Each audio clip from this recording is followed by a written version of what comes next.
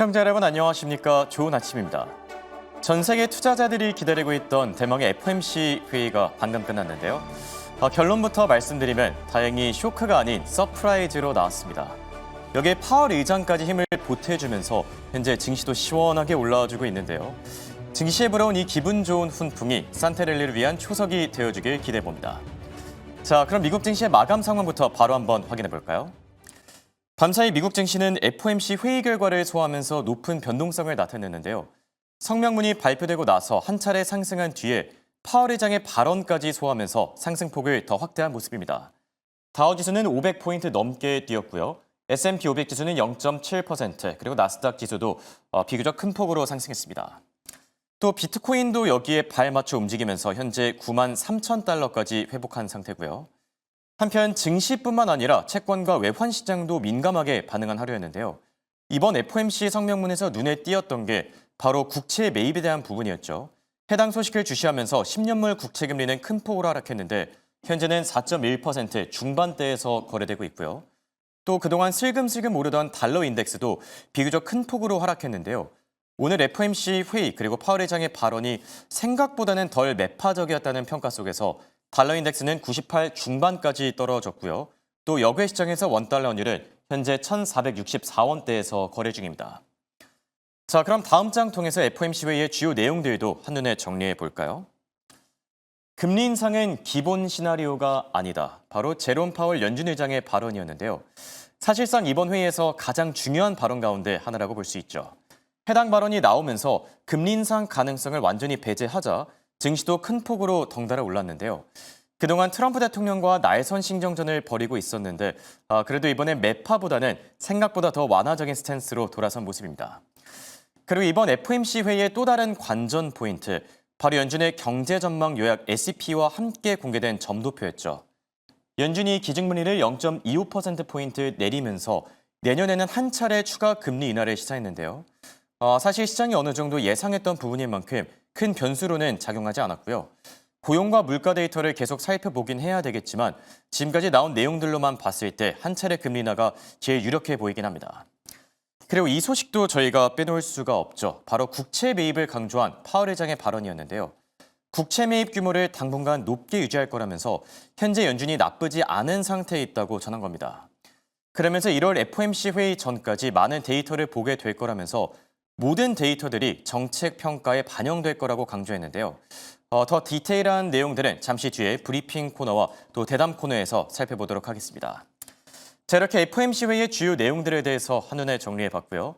간밤에 팔런티어가 큰 폭으로 오르는가 하면 마이크로소프트와 넷플릭스는 좀 크게 휘청거렸었죠. 더 자세한 이야기는 김현사 아나운서와 바로 만나보시죠. 네, 간밤 미국은 어떤 섹터별, 종목별 흐름을 보였을까요? 일단 M7 기업들 상황부터 오늘도 점검해 보겠습니다. 금리 인하에 대한 결정이 단행된 오늘 전체적으로 혼조세를 보이면서 마감한 7개 기업들 상황입니다. 이슈 한 가지씩 체크해 보시죠. 먼저 엔비디아입니다. BNP 파리바에서는 엔비디아가 중국에 대한 AI 칩 규제 완화에도 불구하고 공급에 대한 제약 우려는 남아있다라고 이야기하고 있습니다. 어제 굿모닝 오늘의 증시가 끝나고 나서 기사가 정말 속속들이 나오기 시작했는데요. 중국으로 수출을 하기 위해서는 대만 쪽을 거쳐서 우회 수출해야 한다라는 이야기가 붙으면서 칩 공급에 대한 차질이 생길 수도 있다라는 우려감 섞인 시선, IB 측에서도 나오고 있다라는 부분 체크하시면 좋을 것 같고요. 다음으로 메타입니다. 메타는 기술에 대한 전환 소식이 나왔는데요. 내년 봄 공개 예정인 신규 AI 모델 아보카도를 기존에 유지해오던 오픈소스 전략과는 다르게 폐쇄형 그리고 유료화 모델로 개발 중인데 여기에 중국의 기업 알리바바의 기술이 들어간다라는 이야기가 함께 새롭게 이슈로 등장했다라는 점도 체크하겠습니다. 다음으로 아마존입니다. 아마존은 2% 가까운 오름세를 보여주고 있는데요. 미국의 2,300개 도시에 당일 배송하는 식료품 배송 사업을 성공적으로 확장했다라는 소식이 들려오면서 아마존은 강세 흐름을 보였지만 반대 경쟁업체 모회사 메이플베어 같은 경우에는 7%대 급락하는 모습을 보였습니다. 마지막으로는 애플입니다. 애플은 오늘도 상승세를 이어가는데요. 0.68% 상승했네요. 내년 아이폰에 대한 역대급 판매 전망에 대한 보고서가 나오면서 AI에 대한 기대감도 덩달아 커지며 주가 강세 흐름 보였습니다. 그럼 다음 장 통해서 히트맵도 열어보시죠. 간밤의 전체적인 증시 분위기도 체크해 보겠습니다. 한눈에 보기만 해도 몇 개의 기업만 빨간불을 켜내고 있고 전체적으로 초록불을 켠 시장이었다라는 점을 확인하실 수가 있습니다. 우리가 기다렸던 금리 인하에 대한 결정이 나왔기 때문인데요. 하지만 제롬 파월 의장 앞으로의 추가 인하에 대한 부분은 더 데이터를 확실히 확인을 해봐야 한다라고 이야기하면서 선을 긋는 모습이었습니다. 하지만 그럼에도 불구하고 지금까지의 기대치에 맞는 결과를 받아내면서 전체적으로 11개 업종 중에서 9개 업종이 시원하게 상승해줬던 하루였는데요. 이 안에서 전체적인 이슈들도 한번 체크해 보시죠. 먼저 반도체단의 이슈입니다. 오늘 팔란티어는 큰 폭으로 올랐지만 인텔은 주가 약간은 조정받는 모습을 보였습니다. 인텔 같은 경우 AMD 등과 협업해서 만든 기술이 러시아 무기에 들어갔다라는 이슈로 소송을 받은 바 있는데요. 이런 소송 이슈에 대한 부담감 안아내면서 오늘 하락세를 면치 못하다가 장 막판으로 갈수록 전체적으로 시장이 되돌림을 만들어냈기 때문에 0.67% 상승 강보합권으로 증시를 가져갑니다. 다음으로 우주항공주 체크해 보겠습니다. 전일 우리 증시에서도 반응이 있었던 우주항공주, 간밤 미국 증시에서도 반응이 있었는데요. 스페이스 X 2026년 공개 IPO를 하기로 했죠. 이 때문에 전반적인 관련주들도 폭등하는 모습을 보여줬습니다. 오늘 장중 로켓랩 같은 경우 6%대 급등 있었다는 점 체크할게요. 그럼 브리핑 통해서 파월 회장의 발언, 연설에는 어떤 이야기들이 있었고 또 Q&A에는 어떤 이야기들이 숨어 있었는지 한번 체크해 보도록 할 텐데요. 드디어 3연속 금리 인하가 단행이 됐습니다. 3번 연속 금리 인하를 했다라는 이유만으로도 앞으로의 성장에 대한 기대감을 여실히 가지고 갈 수 있는 부분인데요. 앞에서도 체크를 해보셨죠. 오늘 파월 의장의 입에서 가장 많이 나왔던 말은 금리 인상은 누구의 기본 시나리오도 아니다라는 이야기였습니다.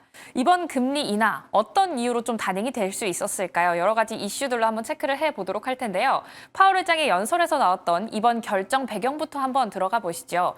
이번 결정의 배경의 가장 큰 키워드는 노동시장이 냉각되었다라는 이야기였습니다.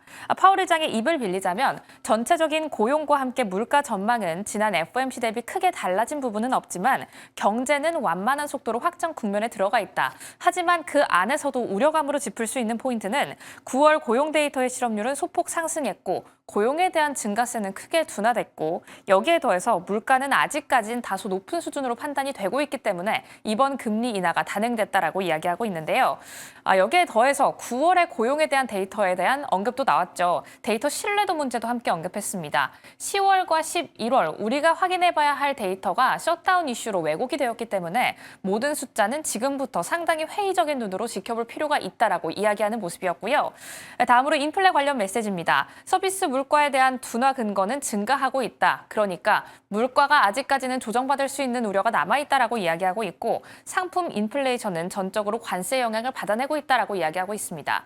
관세에 대한 별다른 언급이 없다면 내년도 1분기에는 피크를 찍을 것으로 예상한다라는 언급도 함께 나왔고요. 정책 판단에 대한 난이도 상당히 높았다라고 이야기하고 있습니다. 고용 리스크도 더 올라가고 있고 인플레 리스크도 앞서 살펴봤던 것처럼 더 올라가고 있기 때문에 통화 정책은 정말 막다른 갈림길에 놓여 있다라고 이야기하는 모습이었네요. 하지만 그럼에도 불구하고 성장 전망은 크게 우표잡고 있습니다. 기본 시나리오는 내년 건전한 성장을 이루어낼 것이다라는 시나리오가 마련되었다라고 이야기하고 있고 이 안에는 소비는 그나마 견조하고 여기에 더해서 기업들의 AI 데이터 센터 캐파 확장, 이 투자가 늘어나고 있기 때문에 내년도에는 건전한 성장이 예상된다라고 이야기하고 있습니다.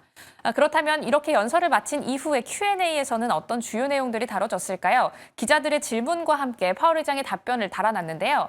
기자의 첫 번째 질문은 이랬습니다. 경제 시그널이 있기 전까지 금리 인하를 멈추는가? 그러니까 지금까지는 금리 인하 3연속 단행했다면 이제부터는 금리 인하가 좀 둔화되거나 없다고 봐도 되는가라고 물어봤는데 파월 의장의 답장은 이랬습니다. 조금 더 데이터 상황을 보다가 그러니까 정말 데이터를 더 면밀히 검토해 보다가 필요하다고 생각이 되면 그때 하겠다라고 이야기하고 있는데요.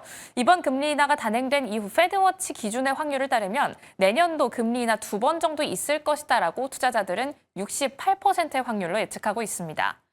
그렇다면 1월 금리 인하를 위해서는 어떤 부분을 좀 봐야 하는가라고 질문을 해봤을 때 데이터가 정확하지 않을 수 있기 때문에 이제부터 나타나는 금리 인하 효과를 조금 더 면밀히 살펴볼 필요가 있다라고 이야기하고 있습니다.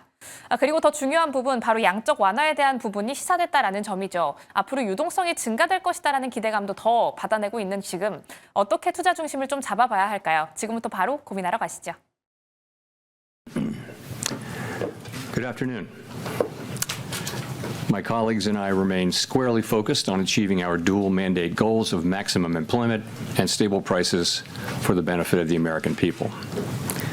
Although important federal government data for the past couple of months have yet to be released, available public and private sector data suggests that the outlook for employment and inflation has not changed as much since our meeting in October. Conditions in the labor market appear to be gradually cooling, and inflation remains somewhat elevated. In support of our goals, in light of the balance of risks to employment and inflation, today the Federal Open Market Committee decided to lower our policy interest rate by a 1/4 percentage point. As a separate matter, we also decided to initiate purchases of shorter-term Treasury securities solely for the purpose of maintaining an ample supply of reserves over time, thus supporting effective control of our policy rate. I will have more to say about monetary policy. 네, 파월 의장의 기자회견 영상 보고 오셨는데요. 매번 느끼는 거지만 목소리가 참 매력적이네요. 자, 우리 예정된 마지막 FOMC 회의도 끝이 났는데요. 더 자세한 이야기 하나증권의 네이버 그린 팩토리점 이성원 PB와 나눠보겠습니다. 안녕하십니까? 네, 안녕하세요. 네, 한 주 또 잘 보내셨을까요? 네, 잘 보냈습니다. 네, 오늘이 이제 2번째 출연이신데 상당히 중요한 날에 나와 주셨습니다. 네, 맞아요. 다행히 증시도 또 기분 좋게 올라줬는데 한 줄 평부터 먼저 남겨주실까요? 네. 지금 결국에 이제 미국 증시는 12월에 가장 중요했던 이제 FOMC에서 25bp 금리 인하를 했고요. 또 매파적 인하라는 우려가 있기는 했지만 지금 이제 파월 의장의 연설과 또 자산 매입의 재개로 인해서 상쇄하면서 3대 지수 모두 상승 마감을 하였습니다. 네, 증시가 이렇게 기분 좋게 올라준 배경에는 이 파월 의장의 발언들이 있었죠. 조금 더 자세히 살펴보기 위해서 굿모닝 라이브 이슈픽 바로 보여주시죠. 첫 번째 키워드는 FOMC의 매파적 인하입니다. 두 번째 키워드는 파월의 메시지고요. 또 세 번째 키워드 이거를 또 빼놓을 수가 없겠죠. 오라클의 실적 발표까지 저희가 얘기를 나눠볼 예정인데 자, 우선 FOMC 회의에 대한 전반적인 얘기부터 좀 나눠보죠. 이번에 연준이 기준금리를 0.25%포인트 인하를 했는데 네. 내년 금리 경로에 대해서는 이제 한 차례 추가 인하를 좀 예상 중이긴 하거든요. 전체적으로는 어떻게 보셨습니까? 네. 일단은 그 전반적으로 사람들이 굉장히 많이 우려했었던 게 이제 매파적 인하라는 것들에 대해서 그렇죠. 우려가 있었는데 실제로 다 열어보니 파월이 약간 비둘기적으로 이제 시장에 우호적인 흐름을 만들어줬다라고 이제 평가를 할 수 있을 것 같고요. 네. FOMC에서 이제 금리 인하를 하긴 했지만 사실상 이제 가장 중요했던 게 점도표 아니겠습니까? 그렇죠. 네, 이번 점도표를 보면 아무래도 이제 26년에는 내년 점도표에서 이제 내년 금리 인하가 1회 정도가 예상이 되고 통화 속도가 이제 완만해지겠다라고 이제 예상을 해볼 수 있습니다. 한 차례 금리 인하는 뭐 기존이랑 좀 같은 입장이라고 보면 되는 거죠? 기존이랑 같은 입장이긴 하나 사실 네. 이제 일반적으로 우리가 금리 인하에 대해서 조금 더 기대가 있었는데 지금 아무래도 이제 금리 인하를 한 번이라고 다시 한번 확인을 하다 보니 네. 시장에서는 이제 매파적인 금리 인하다라고 이제 우려가 있었던 것 같습니다. 네. 그리고 지금 보면은 이 점도표 상에서도 연준 위원들끼리 좀 의견이 갈리는 것 같아요. 이번에 네. 금리 인하와 관련해서도 뭐 찬성이 9명, 반대가 3명 정도 있었는데 연준의 이런 분열 조짐이 괜찮은 걸까요? 어떻게 생각하시죠? 뭐 지금은 그럴 수 있는데요. 사실 지금 아무래도 이제 12월이기도 하고 또 네. 우리가 이제 기대하고 있는 게 바로 내년에 이제 차기 연준 그렇죠. 새로운 임명 네. 아니겠습니까? 뭐 햇빛 위원장이 제일 유력하다고 네, 하죠. 맞아요. 지금 약 뭐 74% 정도로 네. 이제 굉장히 유력한 상황인데 뭐 이런 것들을 봤을 때 우리가 지금은 약간 분열이라고 생각을 할 수는 있긴 하지만 아무래도 이제 가장 대왕 비둘기라고 불리는 케빈 하셋이 온다고 예. 하면 내년 금리 전망에 대해서 조금 더 이제 긍정적인 긍정적으로 한번 바라볼 가능성도 있지 않을까라고 생각을 하고 있습니다. 네. 그리고 이 부분이 성명문에 이제 담기면서 좀 큰 화제였다라고 합니다. 바로 연준이 자산 매입 재개 의사를 밝힌 건데요.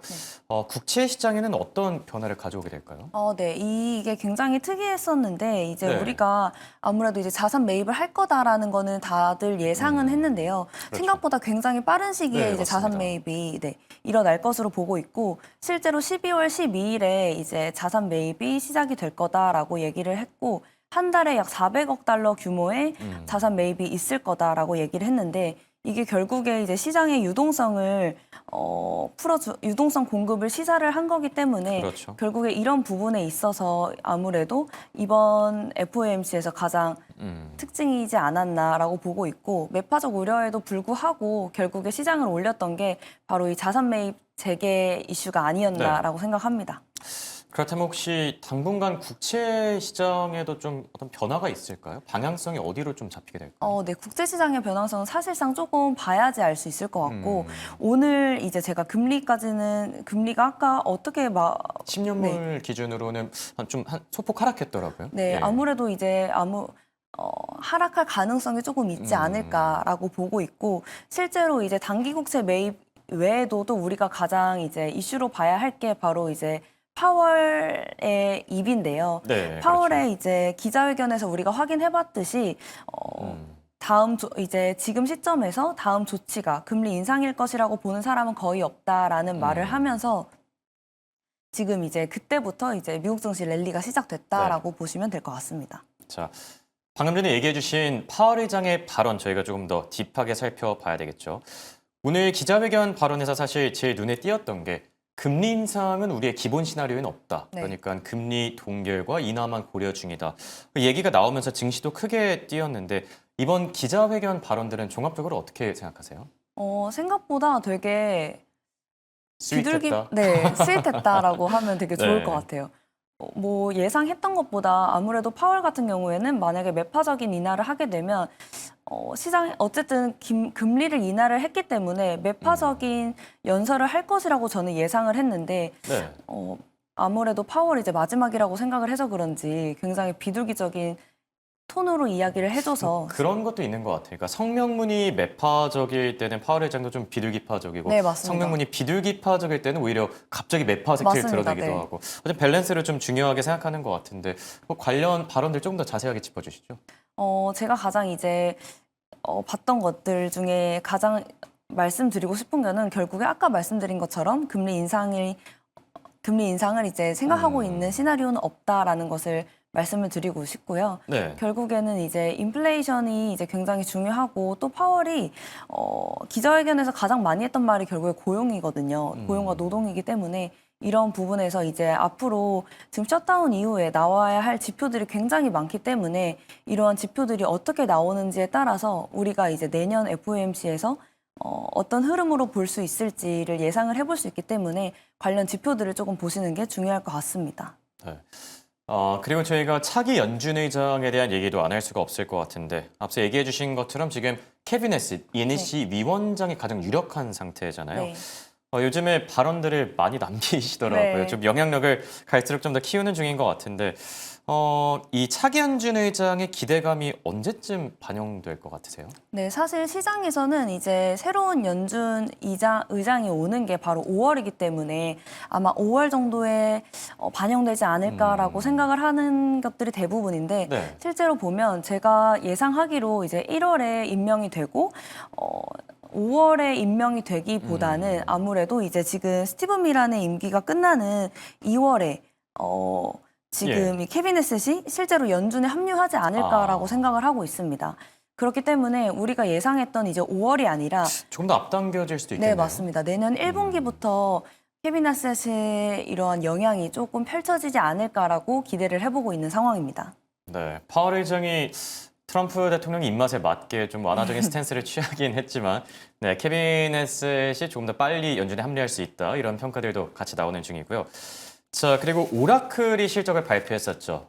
실적 내용부터 저희가 먼저 좀 체크를 해보겠습니다. 속보로 방금 전에 공개됐는데요. 자, 매출이 예상보다 낮게 나왔습니다. 원래 예상치는 이제 161억 달러 정도였는데 161억 9천만 달러 정도였는데 현재 161억 달러 정도로 나왔고요. 그렇다 보니까 시간 외 거래에서는 지금 6%, 5% 정도 크게 급락 중입니다. 사실 오라클의 실적이 굉장히 중요했던 게 AI 채운계다, AI 선행 지표다. 저희가 이런 얘기들을 많이 했었는데 지금 보니까 거품론을 조금 더 키울 수도 있을 것 네. 같아요. 뭐 조금 더 이제 컨퍼런스 콜도 소화를 하고 뚜껑도 열어봐야 되겠지만 지금 당장의 주가 반응은 좀 좋지 않은데 피비님 생각은 어떠세요? 네, 지금 제가 들어오면서 이제 오라클 실적을 못 봤는데 이렇게 네. 네, 마음이 속상한데요. 네, 예. 사실 이제 11월에 시장이 굉장히 약간 우려가 있었죠. 근데 그 우려를 가져왔던 게 바로 이제 오라클인데, 나스닥이 이제 7개월 연속 랠리를 멈추게 했던 장본인도 오라클인데, 그렇죠. 네. 오라클의 실적을 조금 기대를 해봤는데 좀 가슴이 아프고, 그 오라클의 실적도 이제 굉장히 중요한 거는 맞지만, 어쨌든 컨센서스가 굉장히 더 중요하기 때문에 아무래도 이런 부분에 있어서 우리가 컨센이 어떻게 나오는지를 조금 주목을 해봐야 할 것 같고, 네. 실제적으로 이제 오라클 실적에서 가장 중요하게 봤던 게 이제 두 가지인데요. 바로 이 클라우드 인프라 이쪽에서 이제 성장률이 지속이 되느냐, 그리고 또 수주 잔고가 지금까지 폭발적으로 증가를 했는데 이 수주 잔고가 지속적으로 증가율이 유지가 되느냐가 중요를 했습니다.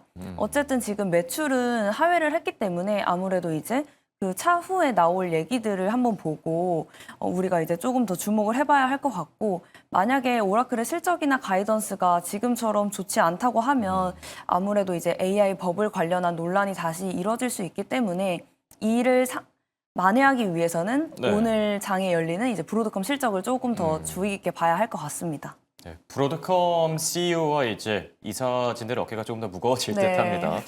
오라클 앞서도 저희가 전해드렸지만 EPS는 예상보다 잘 나와줬지만 매출 쪽에서 미스가 나면서 현재 시간 외 거래에서 5% 급락 중인 점 참고하시기 바라고요. 자, 그래 종목 얘기들을 저희가 조금 더 나눠볼까 하는데, 오라클과 함께 실적을 발표한 또 다른 기업이 있습니다. 바로 시놉시스인데 이쪽은 다행히 분위기가 좀 괜찮아요. 네. 현재 시간 외 거래에서 3% 상승 중이고요. EPS와 매출 모두 다 예상치를 웃돈 상태인데 시놉시스는 어떻게 보고 계세요? 네, 시놉시스 지금 굉장히 좋게 보고 있고요. 실제적으로 지금 시놉시스는 고점 대비 한 30% 가까이 빠져 있는 상황이기 때문에 지금 전혀 부담이 없는 자리라고 말씀드릴 수 있을 것 같고, 시놉시스가 지금 제가 어쨌든 이제 반도체 설계 자동화 분야의 점유율 1위를 차지하고 있는 대표 기업인데요. 투자 포인트로 이제 두 가지 정도를 말씀을 드릴 수 있을 것 같습니다. 최근에 이제 엔비디아 관련해서 엔비디아의 칩을 중국에 수출하느냐의 문제로 인해서 이제 이 분야에서 이제 뭐 엔비디아 주가가 등락이 있었죠. 그런데 제가 봤을 때 이 시놉시스가 이 이슈에서 이제 진정한 승자라고 보고 있는 상황이고요. 결국에 엔비디아의 칩을 수출을 하게 된다고 하면 중국에서는 이제 팹립스에서 기업들의 설계 수요가 확보가 되다 보니 시놉시스 매출이 늘 수가 있고, 또 만약에 엔비디아 칩을 중국에서 사용하지 않는다고 하더라도 중국은 이제 반도체 자립을 해야 하기 위해서 자체 칩을 개발할 수 있기 때문에 이렇게 된다고 해도 이제 시놉시스에 긍정적인 주가 흐름을 가져올 수 있는 상황이고, 또 이제 지금 나오고 있는 것처럼 사실 시놉시스의 가장 큰 고객사가 바로 인텔인데요. 네. 이 인텔이 최근에 지난주에도 나와서 말씀드렸다시피 애플과의 협업 가능성으로 인해서 이제 주가 흐름이 나쁘지 않았습니다. 오늘 제외하고요. 네. 네.